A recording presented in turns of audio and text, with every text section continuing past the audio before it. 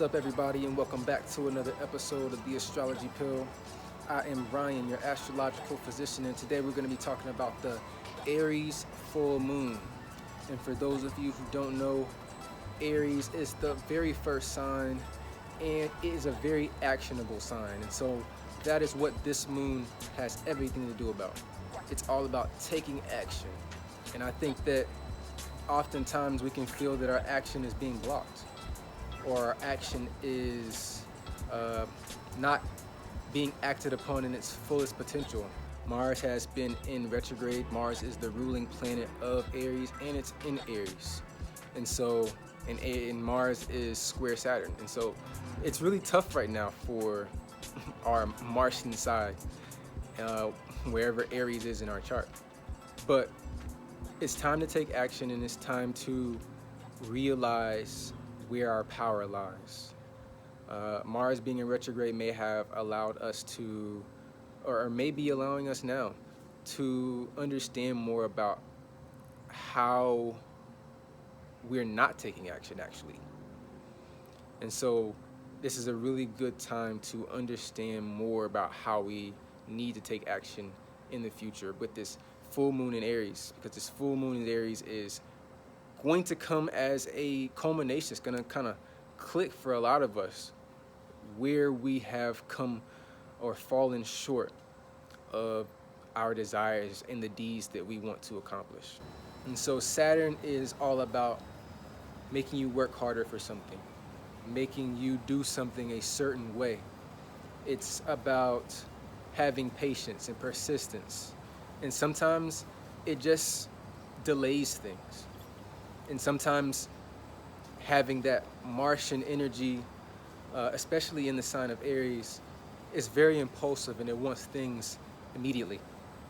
But we have to understand that we can't always have things as immediately as we want. We have to find or put a plan together, which is what Saturn is all about, planning. But Mars square Saturn will test our willpower.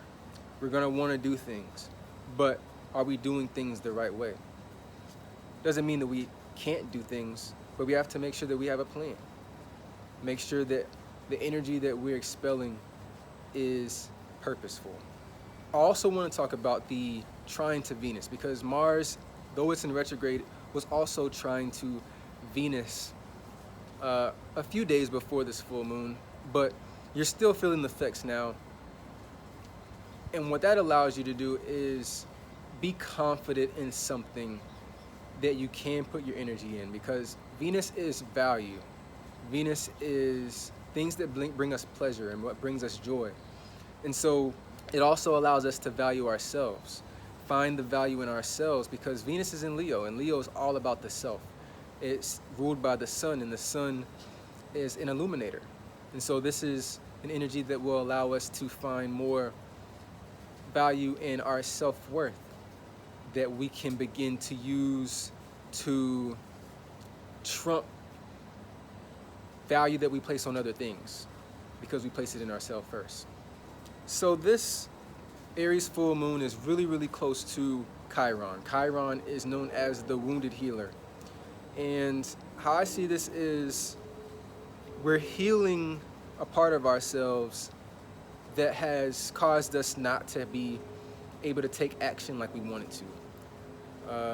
Aries is a very masculine sign, and it's known to be very primal in its approach to certain things.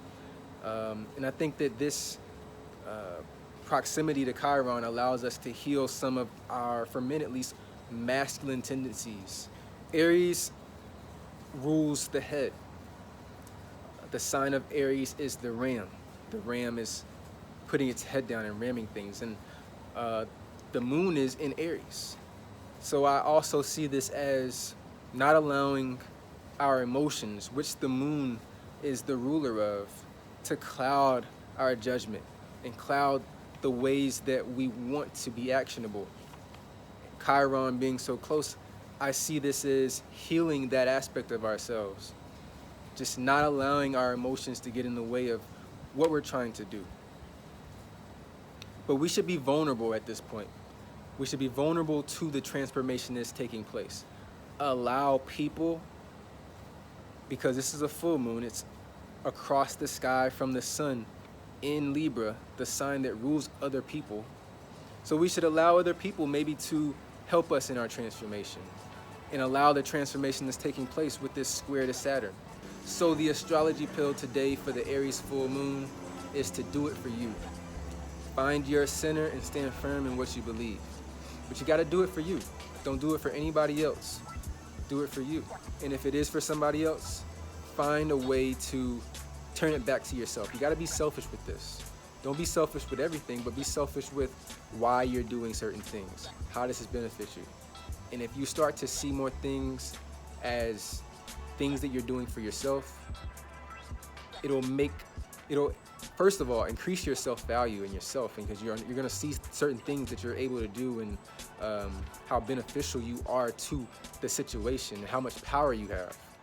But do it for you, and you'll always get the best results. So I thank you for tuning in, and I ask that you all continue to like, share, and comment on all of our videos, and subscribe to our channel as well, and I'll be back next week with another video.